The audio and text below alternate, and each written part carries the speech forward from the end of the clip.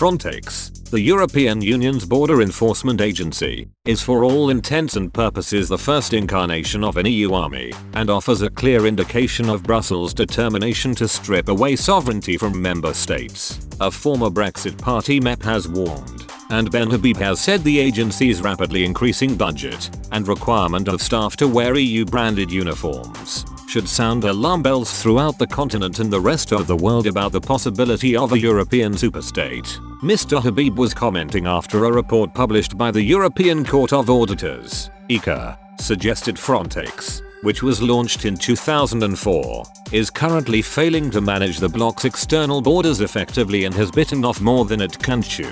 The report, written by former Maltese government minister Leo Brincat, also voiced doubt about Frontex's ability to adhere to the new operational role assigned to it 2 years ago. Mr. Habib told, "It's really as bad as it can get. NATO is an agglomeration of individual national armies serving under perhaps a common command structure with each country and its soldiers wearing their national badge. Frontex officers do not wear their national badge, they wear the European Union badge. NATO is an alliance, whereas this is the European army with respect to the ECA report," Mr. Habib said. Germany has the biggest military budget on the continent but nevertheless has an armed force which is poorly resourced and poorly managed with much of its armory out of order. So it is no surprise that Frontex seems also to be failing. In that regard, all of us in the United Kingdom and Europe alike should be delighted, but it is too soon to cheer, he explained. The establishment and development of an EU army is wholly unwelcome. One of the key determinants of sovereignty is the protection of one's own borders. Frontex taking control of this crucial function spells another big step towards the end of individual EU member states and the creation of a European superstate.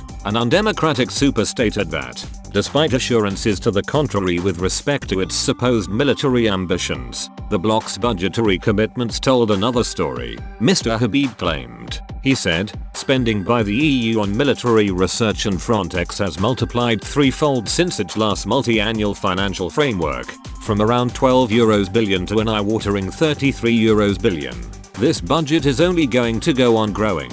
And even though Frontex may not yet be fit for purpose, it will get there, en route to doing so. Its budgetary requirements will divert funds away from national commitments and NATO, Mr. Habib warned. Together the result of these two effects will be a move away from foreign policy based on the Anglo sphere and one which puts the EU's interests front and center.